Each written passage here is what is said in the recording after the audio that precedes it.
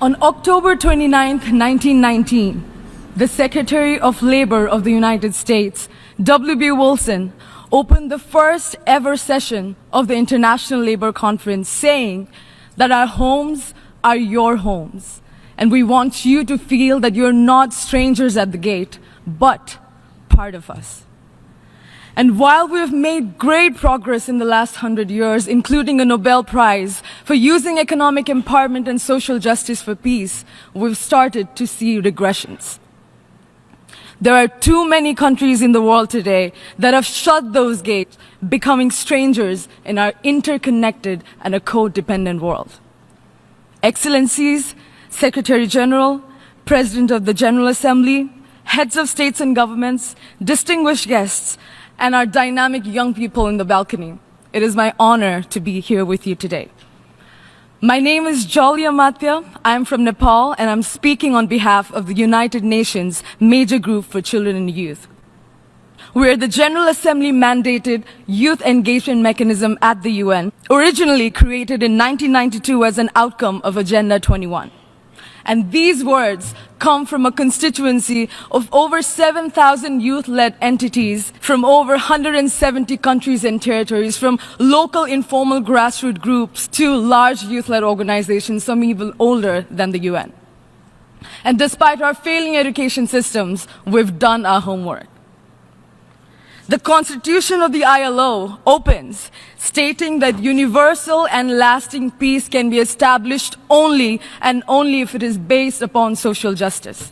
Secretary Wilson echoed this, saying that war is waste.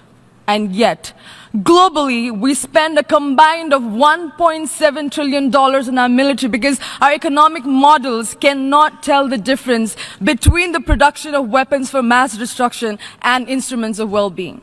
Our economic models see rises in executive pay as more beneficial than rises in workers' pay, which is why wages continue to stagnate and have stagnated despite massive rises in productivity. A truly equitable and inclusive future of work cannot be hijacked by the same mindset that has led us to where we are today. Our short-sighted quest and blind obsession with the GDP growth is perpetuating human rights abuses against a majority of humanity and destroying our ecological life support systems. Unchecked growth is an existential threat.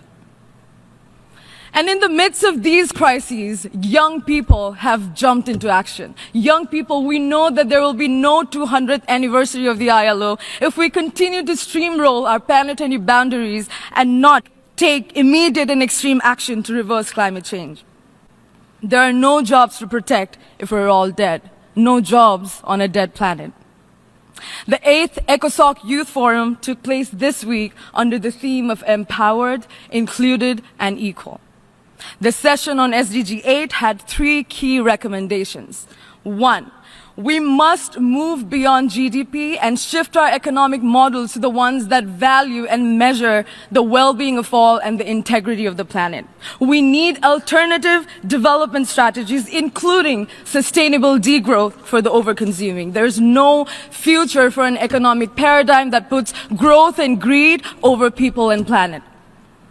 2, the transitions that young people care about, the transitions that we care about is not just from school to work, but it is from ageist, undemocratic aristocracies to governance structures that are inclusive of all and is based upon intergenerational dialogue, participation, and collaboration.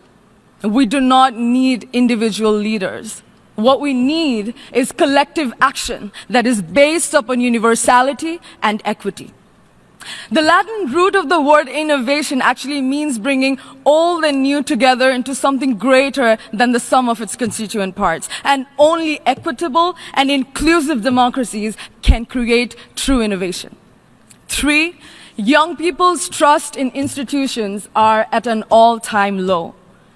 And rebuilding that very trust is key to moving forward to the future that we want. Our institutions must be recalibrated to align with the aspirations of the 2030 agenda. They need to set examples that we can be proud of and not perpetuate outdated and unjust systems that impose hardships on people. We need civic education that promotes participatory budgeting, collective bargaining, and voting. The first International Labour Conference in 1919 had 5 key agenda items: a working hour maximum, unemployment, women's employment, employment of children, and the prohibition of an extremely dangerous chemical in the workplace. And today, ladies and gentlemen, 100 years later, it should frighten us that we're still struggling to achieve these things. Again, universal and lasting peace can be established only if it is based upon social justice. The key to a brighter future of work is an honest reflection on why the present of work has not lived up to our shared collective aspirations. We need to go beyond seeing people as just their potential value added and bring back humanity to the core principles that guide our decisions. Our call to action, young people's call to action, is very simple. We all must work together, all peoples, with each other, for a just and a peaceful planet. And together, we can make it work. We call on you to call on us. Either way, we're moving forward. Thank you. Thank you to Jolie Amatya for a very, very powerful statement.